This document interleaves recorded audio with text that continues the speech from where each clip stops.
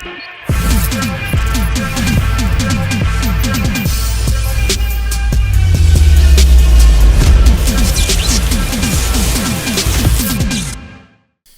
if events went differently in The Amazing Spider-Man 2? What if Peter Parker helped his friend, Harry Osborn, by giving him his blood in an attempt to save his life in The Amazing Spider-Man 2? How could this small change alter the course of history within the Amazing Spider-Man timeline? Let's find out in today's highly anticipated Marvel's What If episode. Peter knew that Harry was dying and he needed to meet with him to try and find a way to save him. Peter knew that Harry didn't have much time left, but what could he do? What possible thing could Spider-Man do to help him survive his disease?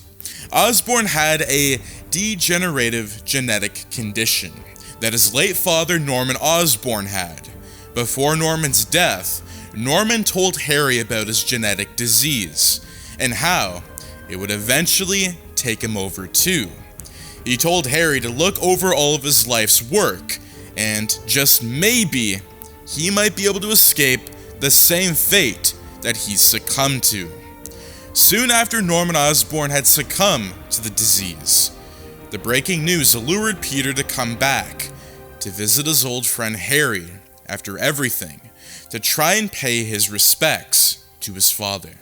After the reconnection, Harry revealed to Peter that he was indeed dying, and because he took pictures of Spider-Man, he believed that Peter might have the key to unlocking what his father could not. Spider-Man kept swinging through the city of New York, remembering everything that led up to this very moment in time.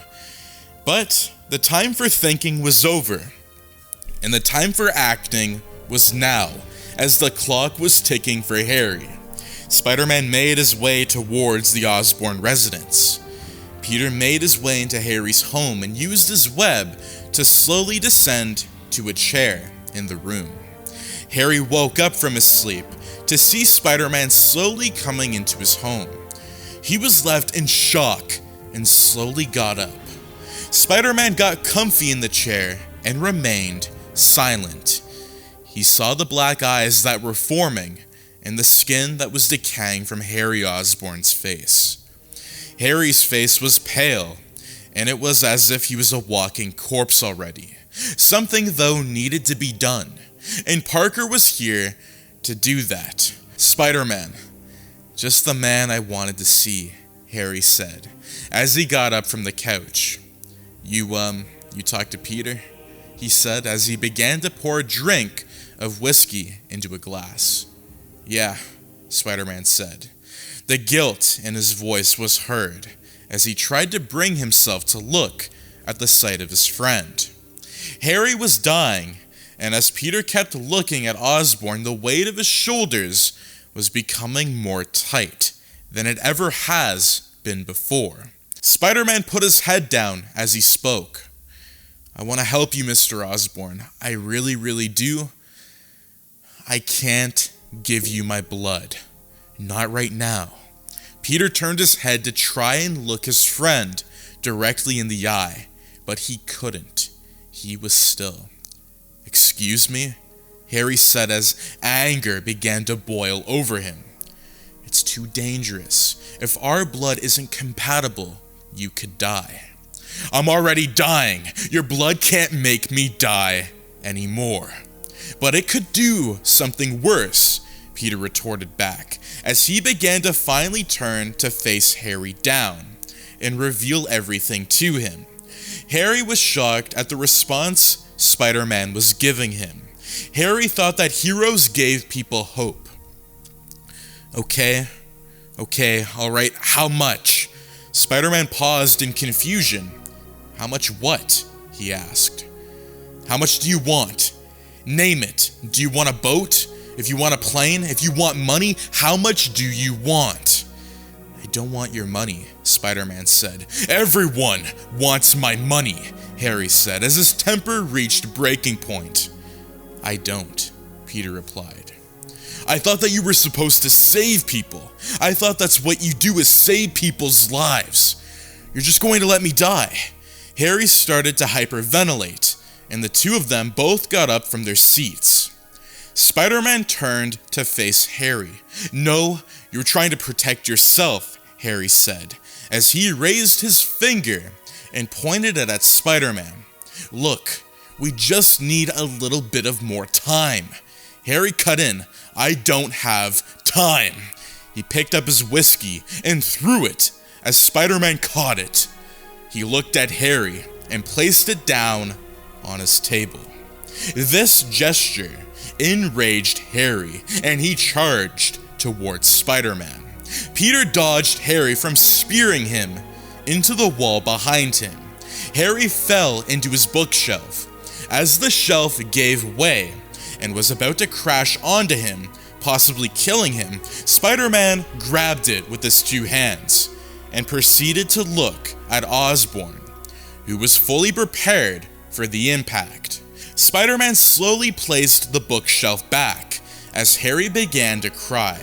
Peter looked at the opened window, while at the same time, he looked at the seat in the room that he was sitting in, and he saw a vision of Uncle Ben, who was dripping blood from his gunshot all those years ago. He then looked at Harry, who was on the ground defenseless, begging for Spider-Man to save his life, while Harry was in the fetal position. "Please, I'm afraid to die, Spider-Man," he said. Peter looked back at the chair and saw a healthier version of his Uncle Ben. "Do the right thing," Ben whispered into Peter's ear. Spider-Man then looked at the window again, and he raised his head up. He turned and extended a hand towards Harry. Osborn took his hand and said thank you. As he hugged Spider-Man, "I know you don't have a lot of time, Mr. Osborn, and I'm sorry about that. I had something similar a long time ago, where I wished I had more time. But here and now, I do," he said. "I need you to understand," Peter said, as he began to remove his mask in front of Harry. Osborn was shocked to see that his best friend, Peter, was really Spider-Man. "Holy," he said, as he walked and held Peter with two hands on his shoulders. He looked into his eyes, and he was Spider-Man. "Harry, I want to help you, but right now, look, if we need to do this right, we have to do it right. You have an Austrian syndrome," he said. Peter went on to explain why he didn't feel like giving Harry his blood right now, and he was trying to protect him.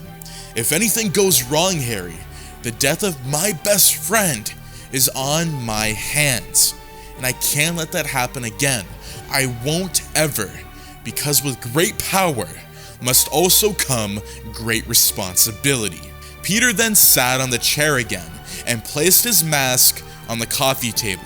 He began to explain if they were to do this right, that they would need to go to the Oscorp laboratory. Harry offered to go there right now, and then Peter remembered all of the suffering that he went through when he lost Uncle Ben. Now he had been given a second chance to redeem himself, and if he could, he was going to take that chance. Peter nodded his head and agreed to go with Harry to Oscorp. Peter then told Harry that he would meet him there tonight. Harry agreed and thanked Peter for being his friend. Then, Spider-Man parted ways. Peter swung through the window, leaving Harry's house. He wanted to meet up with Gwen, but the stress was too much. He couldn't bring himself to do it. So, Peter decided to swing home. When he returned home, he was thinking of Harry and Gwen, and how Gwen was moving to England.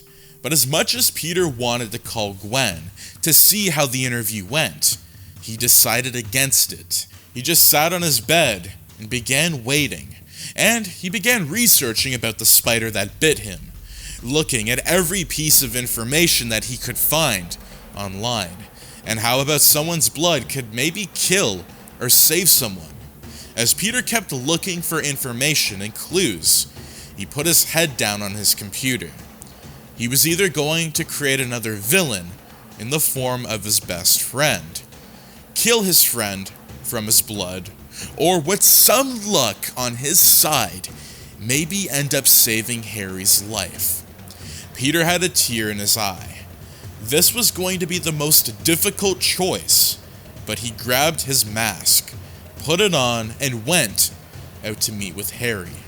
At the same time, Harry was being confronted by Felicia Hardy, who asked Harry why he was such in a good mood with a spring in his step. Harry began to ramble on that he was so close of having what he wanted. He told Felicia that Spider-Man was coming here, to Oscorp, and that he wanted the top floor to be fully closed down, as he was going to be getting his blood for a cure. Felicia butted in and offered Harry an alternative solution to his cure. She told him that she overheard a conversation with 2 other employees about the spiders that they used to have at Oscorp. The venom in the spiders were extracted. Harry was shocked at this revelation. The thing he wanted the most was here the entire time, and now he could make a choice. Wait a little bit longer for Peter to show up, or get the cure that he already had. Maybe Peter was right, he thought. Maybe his blood would not work. Harry thought about it for a moment, but something clicked in his head, that he had already made plans with Peter, and that he would wait as he did not know about any of this stuff. He thanked her for the information, but she said she was not done talking yet. She told Harry that there was a file called Special Projects. The file contained things that might be useful, like information on the spiders. Harry was shocked to hear about these secrets his dad had kept him from. He thanked her again as Harry began searching about the files on the computer. She wished him good luck, and Harry smiled. She walked away and told the guards to shut the top floor. Harry began to look into the files, and as he kept getting further through them, he saw the files and footage of Max Dillon, who fell nearly 30 feet into a pool of electric eels. He kept going, and each time he went, he could see all of what Oscorp tried to do, and they tried to pin him for everything. The cover-up, everything. Harry could not believe his eyes. They tried to set him up, and because of this, he was going to lose everything he ever had. As Harry learned more, he saw the truth of Electro, and saw that his user access was revoked too. At the same time, Peter was heading to Oscorp. Faster than ever, he began thinking about what Uncle Ben had told him on the phone during the day that he was shot and killed. And now his chance at saving someone was finally in front of his eyes. He could see it now, and maybe having Harry back in his life was a blessing. As he began to think of it, he saw a large tower ahead, and he had some flashbacks of the lizard fight. But things were going to change now for everyone. He began climbing up the wall towards the top floor. He made it there, and Peter took out his phone. He looked and thought Harry was meeting him at the rooftop. Peter slowly began walking around, and had PTSD when he saw Captain Stacy lying on the ground, and his skin was all rotten with bone. Peter shook his head and said, "Not this time. Nobody's gonna die ever again." As he made his way through the building, Spider-Man began crawling and seeing Harry, who was on the computer. While Harry was looking on the computer and saw the truth about Electro, he quickly sat up from his chair. Spider-Man revealed himself as Harry was shocked. He didn't know what to say, but the two of them quickly got surprised to see security punch Felicia Hardy with a gun across the face. Her body slumped to the ground. Peter didn't know what was happening. It happened so fast, and he wasn't supposed to see this, but here he was, and guns were drawn at the two of them. The man in the business suit told Spider-Man that Harry Osborn was the one responsible for Electro, and that he tried to cover it up. Spider-Man turned his head. "Harry," Peter said in shock. He turned to look as they began to try to arrest him. Spider-Man had to make a choice. It was either saving Harry or letting these guys take him in for a potential crime that he might have committed. Harry screamed, saying that it was all lies and that they used his name to cover everything up. Spider-Man began looking through the files on the computer and saw Electro, the Goblin suit, Doc Ock's tentacles, the spiders, and more. He knew that Harry was not a bad person, and he made his choice. Spider-Man took the guns with his webs, as he did a 360 in the air and faced their backs. The guards were then knocked out, as Spider-Man took them by the head and headbutted them at the same time. Spider-Man helped Felicia back up to her feet, while Spider-Man looked at Harry and said, "What's going on?" Harry began to explain everything to Peter, and showed Parker the special projects files. It was all true. The people from the inside tried to take Harry out of his own company. Spider-Man then knocked out the man in the business suit, and told Harry, "Let's cure you first. Let's fix all of this." Harry and Peter took the elevator towards the main laboratory, the very bottom floor, where they kept all of the special projects. The doors opened, and they walked out to see everything. Harry was shocked. He's never been down to this laboratory before, but he saw all of the equipment used, and things such as the Rhino suit. Peter just looked on, while he was in complete shock from all these revelations that have just occurred. The two of them were shocked to see how all this was just sitting here, and it was all because of Norman Osborn. Everything Norman had done seemed like it was to take out Spider-Man, one way or another, but his plan had failed and he was dead. Because Peter was doing a good deed for Harry, it seemed like the universe was repaying him the favor, as if he made the right choice. Peter and Harry ran towards the lab, as they didn't know how much time that they would have to save Harry. The issue was that although the guards were knocked out, Peter thought that there would be more soon to come to take Harry out. If Harry went to jail now, he would still suffer and die in prison due to the disease. So Peter tried everything he could, and he locked the door between the laboratory. Either way, no one was getting inside, even if it took them days to get that cure. Parker looked at Harry and said that they were going to do everything right. As Peter drew a sample of his blood and Harry's blood, he began to do tests with it.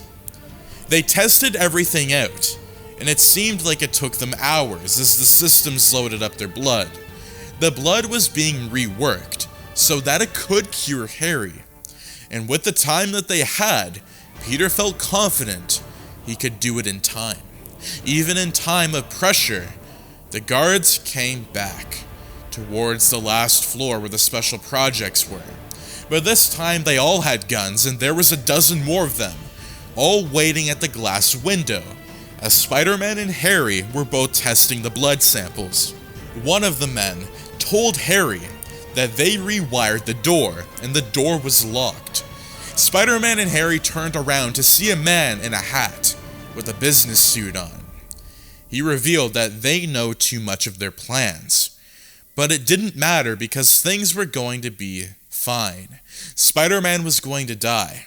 He revealed himself to be the gentleman and told Harry and Spider-Man that the doors are locked and there's bombs rigged that would soon go off, destroying any trace of the bottom floor from the inside. The guards all left, while Spider-Man tried to break out the door, but it was sealed. Peter looked back at Harry and said that they were going to try and do the impossible. Harry ran for the door to try and break it open. He used his shoulder and fell to the ground. Harry was shocked. Peter began working on the blood, and the blood was ready, and Harry rushed towards Peter. They both looked at each other, and Peter said, I hope this works. They both turned as Harry injected the serum into his arm.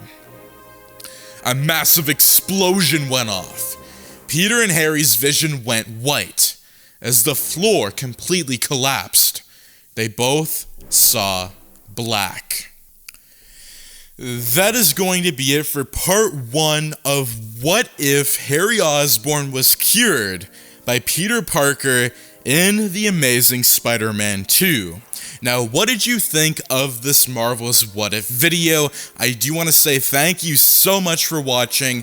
Do make sure to subscribe, like, share, and turn those notifications on, so you and your friends are all up to date with the latest content. Do make sure to follow my Instagram, make sure to follow my Twitter, Reddit, Facebook pages, as you will get all the latest Miss the Part updates. And also, I do want to say, make sure you check out the YouTube memberships as well as the Patreon, because it's starting at just $6 a month on Patreon. It's starting at $1 a month on the YouTube members. It really goes a long way to make these videos possible. But again, thank you so much for watching part 1. I'll see you in part 2. Now, I do want to say part 2 is going to be insane. I know the runtime on this isn't as much as it is, but it's to bring you guys back in, get you guys involved. So part 2 will be coming out soon. But again, thank you so much for tuning in, and I'll see you in the next video. Take care and have an amazing day. Peace out.